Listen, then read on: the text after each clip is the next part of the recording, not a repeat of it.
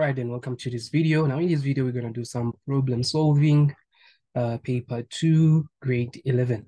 So now let us start with the first question. The first question reads as follows. Question number 2, it says to us, the graph below shows the relationship between the boiling points of the hydrides of group 16 elements and molecular mass. So if you have a look at this question, it is almost similar question. It's almost similar to what we did yesterday. But remember, yesterday we were talking about the halogens, but now here we are talking about the group 16 elements.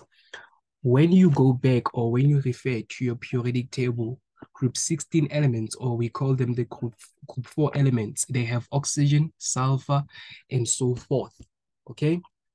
So meaning hydrogen will be bonded to group 4 or group 16 elements.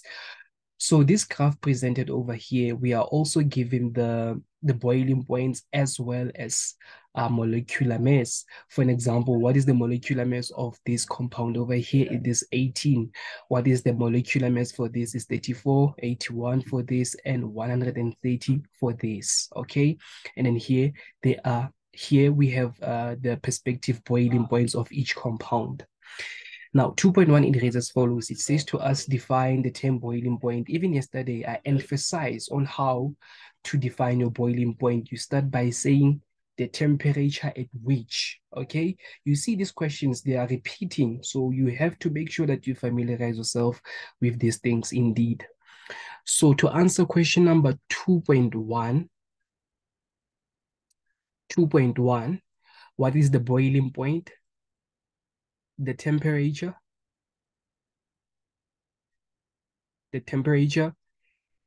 at which the vapor pressure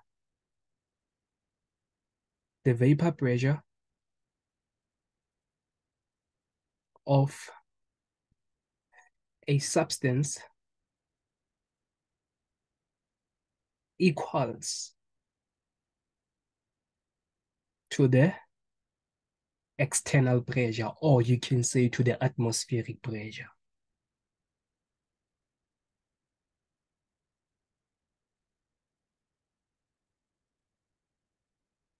This will be how we define the boiling point.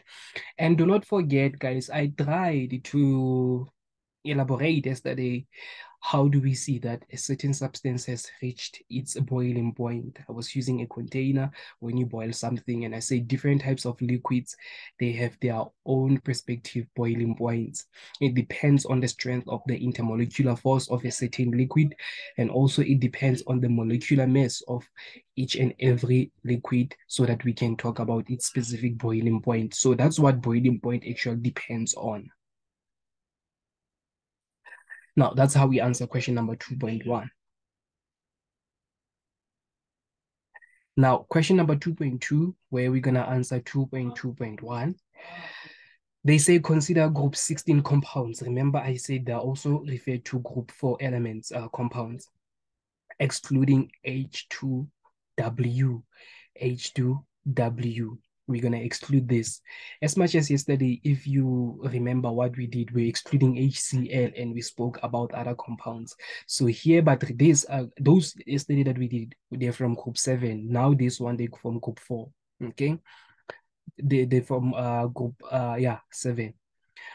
So this is group 5, right? Oxygen, this is in group 5, not 4. Now state the relationship. We're going to exclude this, right? We're going to state the relationship between the molecular mass and the boiling points of the compounds. We want the relationship between these two variables, the molecular mass, as well as the boiling points of this compound, this, and that. So that's why we have to exclude this, because we can see that this deviates a lot from this group over here. We can see here we have a specific trend. Starting from here, what is happening with your y-axis? We are increasing, meaning the boiling point moving from H2X to H2Z, the boiling point, it is increasing.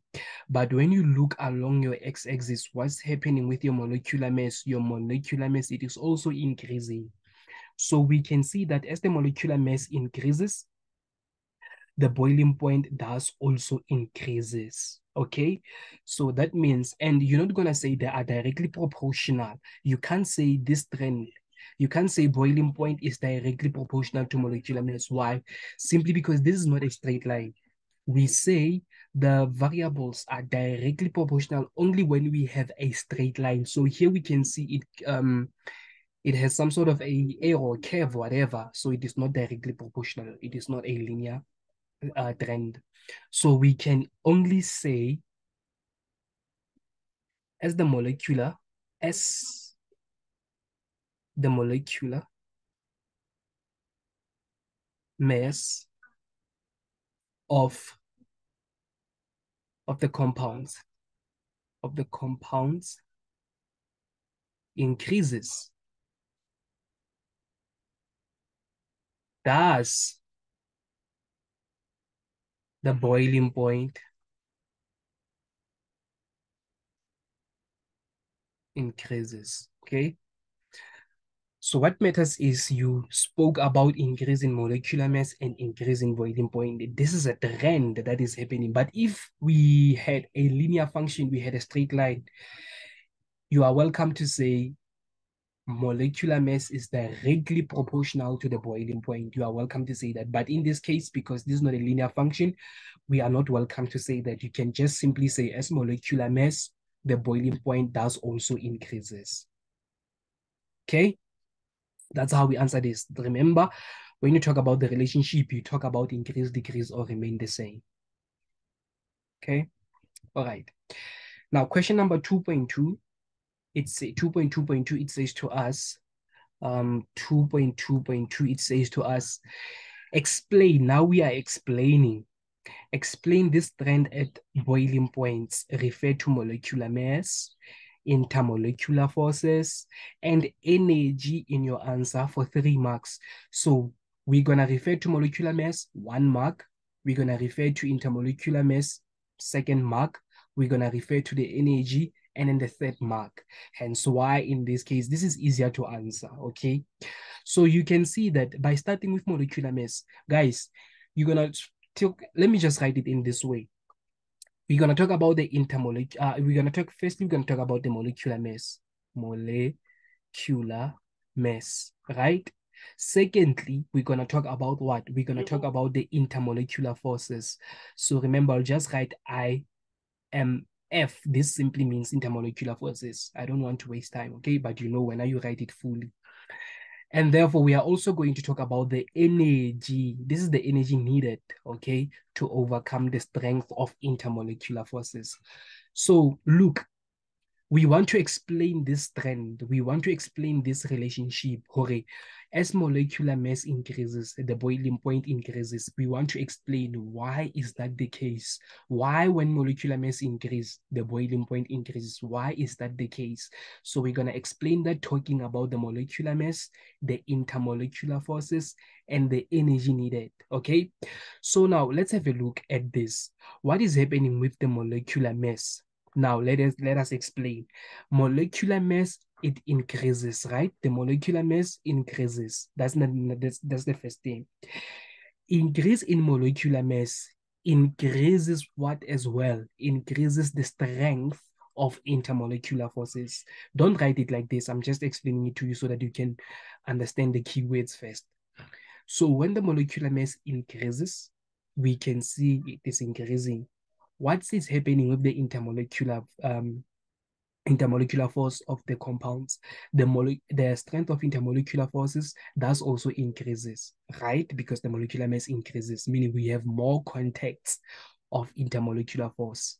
Okay, here molecular mass is less, here molecular mass is getting bigger, here molecular mass is bigger. So we have many points of contact of intermolecular force. Here we have fewer, and then here we have less points of contact of intermolecular forces. Okay. And therefore, what is happening with the energy? Energy required to overcome the strength of intermolecular force, it is high. High energy, it is needed. High energy, it is needed to overcome the strength of the intermolecular forces. So how are you going to write this using these key words? So you're going to say we are explaining, right? Refer to this. Why is that the case? You're gonna say the molecular mass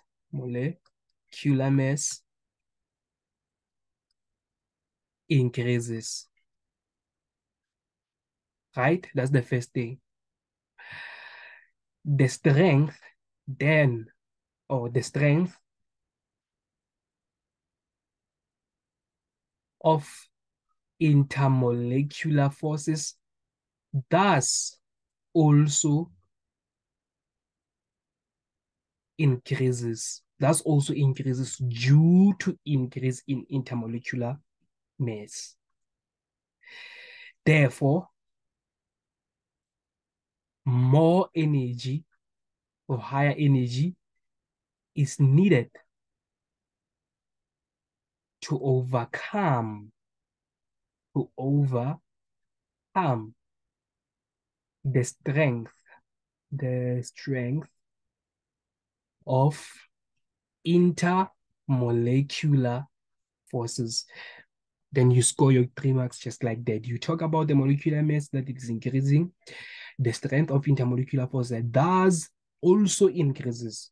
This does also increases. It supports the fact that the intermolecular mass, the intermolecular force increase due to the increase in molecular mass. This does also increases. It supports this statement at the top.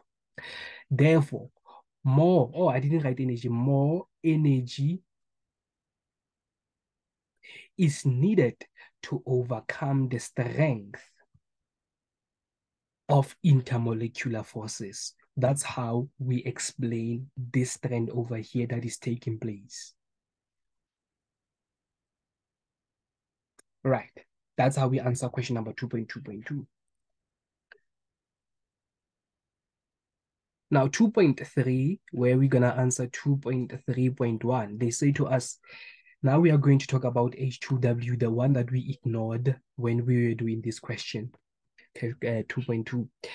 HW does not follow the trend at boiling point for group 16 elements. HW deviates, meaning HW, it is isolating itself from the system, from the whole thing that is actually taking place over there. So I said to you, the group 16 elements, they are also referred to as group 6. Yes, group 6 elements, right on the periodic table. Your periodic table, you can see there, it has 16, it has all of those things, right? Right. So now, identify the compound H2W. It's like they're telling us this W is for water, and it's true, it's for water, basically. But now when you go to your group 16 elements, from my periodic table, I have O. The second element, it will be S. The second element, it will be Se. The second element, it will be 1 Te. So the molecular weight for this one is 16. For Se, it's 32. Sorry, for sulfur is 32. For Se, selenium is going to be 79. And for Te, it's going to be 128. But remember, they have hydrogen, right? They have hydrogen, 2 hydrogen. 16 plus 2 is most definitely going to be 18, which is this 18 over here.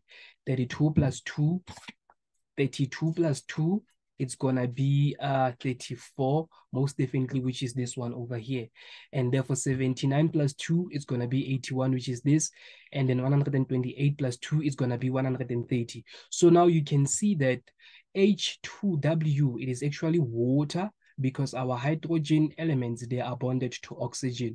So 2.3.1, it says to us, identify the compound H2W. So that means to answer that question, we're going to say it is H2O, which is our water, because we can see that when we take the group 16 elements and take their atomic masses and add the atomic mass of hydrogen to each, for oxygen we get 18, which corresponds with this number over there.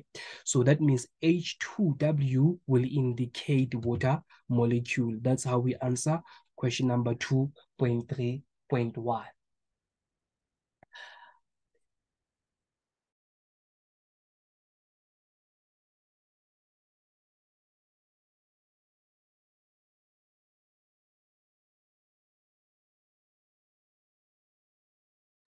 All right. So now that will be question number 2. That will be question number 2.3.2. And so 1.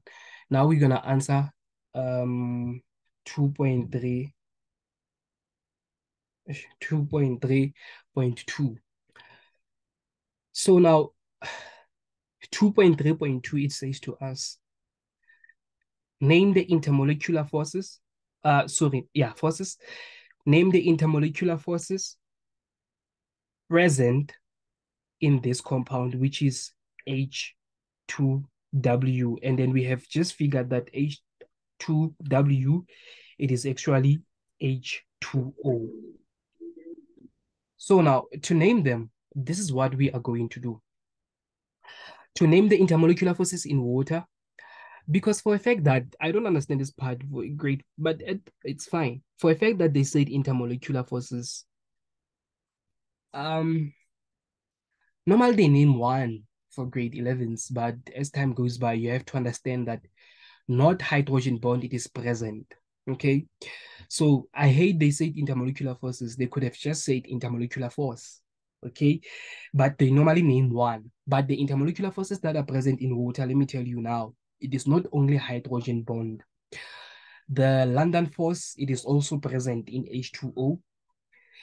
The dipole force, it is also present in H2O, as well as hydrogen bond. So meaning all of the three van der Waals, all of the van der Waals forces, they are present in H2O molecule. So now in this case, because now we want a specific one that makes this H2O to be a little bit far from this strand over here, it is the hydrogen bond. Because remember, what did I say to you? I said to you, when hydrogen bond with one of these elements, I call them north. When hydrogen it is bonded to nitrogen, we're gonna to nitrogen, or hydrogen bonded to oxygen, or hydrogen bonded to fluorine. The intermolecular forces, meaning the forces between their molecules, is gonna be regarded as hydrogen bond, and that's a very strong intermolecular force to break. So in this case, the intermolecular force present in this compound, which is H2W, we have just figured that H2W, it's H2O, it will be the hydrogen bond. Okay, but let me tell you this: all of the three intermolecular forces are all present. London force, which is also called the dispersion force, or you can also call it a mutual induced dipole force, or you can call it induced dipole force. It is still fine. And then the mutual dipole force does also exist in water molecule. Okay, and I hope that was clear. So now we move to question number. Now we move to question number, or you can say bonds, 2.3.3. Now, this question, it says to us, explain why the boiling point is higher than expected. I mean, like, look, the boiling points of these three compounds, they are below x-axis, okay? But why? Why is water has the higher boiling point compared to all of these three compounds? It's because water molecule has a distinct type of intermolecular force. Okay, it has this distinct type of intermolecular force, like I said. So we can see that H2O, it has a very strong hydrogen bond, as we mentioned. So hydrogen bond, it is stronger than the other van der Waals intermolecular forces. All of the van der Waals forces compared to hydrogen bond is the strongest of them all. So in order for us to explain why the boiling point of water is higher than expected, we're going to mention the strength of the intermolecular force, okay? So by explaining this, we're going to say the hydrogen bonds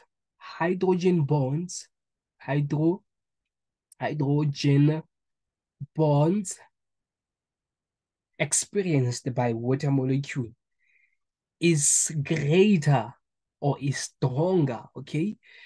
Greater than what? It is greater than what are type of intermolecular forces that these compounds are going to experience? You need to know them. These are polar molecules and they're experiencing what type of intermolecular forces? They're experiencing dipole force, because I say this molecule, it is a polar molecule, which is going to be H2S. And then here we have H2SE, and then here we have H2TE. These are polar compounds. When you talk about the polar compounds, we are talking about the compounds that has two distinct poles. So meaning the pole, remember this is the molecule, right? But now when you draw a Lewis structure or the structural when you draw a Lewis structure of this compound, you're gonna see that it's a angular it's gonna be angular shape like water molecule. You know, this is a bend, right? Like H2O. How do we draw VSPER molecule of this? It's gonna be hydrogens are gonna be there. And then the oxygen is gonna be there with the lone pairs. So these lone pairs, they're gonna push these hydrogen atoms at the bases, and then it's gonna form a shape that looks like this. And then this angle, we say it is 120, what, 7, something like that. It's 120 degrees Celsius. So now this type of geometry, we say it's angular. And that angular, they have distinct poles. Here we're gonna have partial negative pole, and this side of hydrogen we're going to have partial positive pole. So it's a polar molecule because it has two different poles. So all of these compounds, they're going to follow the same trend as water, where they are in a band geometric shape. Therefore they are polar molecules. And then the polar molecules, they have what type of intermolecular forces? Dipole force. A dipole force exists between two polar molecules, okay? So in this case, but we know that water, if you take a molecule of water, let me show you fast. This is a molecule of water, and I want to clear this confusion fast, okay? I want to clear this confusion of people confusing the hydrogen bond. Look, this is water molecule, right? This is also a water molecule. Where is hydrogen bond? The hydrogen bond, it is not here. This is not intermolecular force. It is intramolecular force or interatomic force. So this is hydrogen, I understand. This is oxygen. This is not the hydrogen bonding. No, the hydrogen bonding is going to be between the molecules, between the molecule of water and the molecule of water. So this is partially positive, negative, and hydrogen will be partially positive.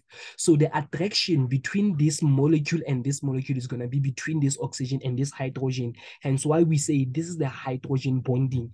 The hydrogen bonding, it is not inside of the molecule. So be careful about that, okay? So when we say the hydrogen bonding, and I'm sure people, they think it's between hydrogen and oxygen. No, it is the electrostatic force. Look, even in chemistry, we have electrostatic force. Why? Because electrostatic force, it is a force between the charges. So this charge, it is negative. This charge, it is positive. There will be an attraction between these two charges. But because these are the charges, we call it the electrostatic force. But what type of electrostatic force is this? It is the intermolecular force, okay? Force of attraction. So this is where we see the hydrogen bond. So just be careful. So this is a polar molecule. This is a polar molecule. What type of intermolecular force is here? It's a special case of a dipole force, which is called the hydrogen bond. Only water molecule, because we can see that hydrogen, it is attracted to oxygen, which is here. But now when you take this, for an example, H2S, hydrogen sulfide, it's going to be like this. We're going to have sulfur over there, and then we're going to have hydrogen, and we're going to have hydrogen. This is the molecule of hydrogen sulfide. So that means if I bring my S here, H there, and then this is another molecule, the attraction will be between H and S. You can see that this is not the hydrogen bond, because hydrogen, it is not bonded to one of the elements, nitrogen, oxygen, or fluorine. Hydrogen, it is attracted. Remember, hydrogen, it is partially positive, and fluorine due to electronegativity. We have what you call the dipole moment, but you do not do that. So sulfur will be partially negative. So attraction between this hydrogen and this sulfur, it is called, because this is a polar molecule and this is a polar molecule, this force, it is called dipole force. Okay, so that means all of these molecules, all of these molecules, they are experiencing dipole-dipole force, not hydrogen bond. So we're gonna say hydrogen bond is greater than the dipole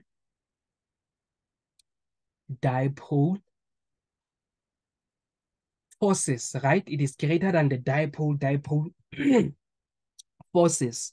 Therefore, more what? More energy is needed or is required, is needed, is needed to do what? To overcome the what? The strength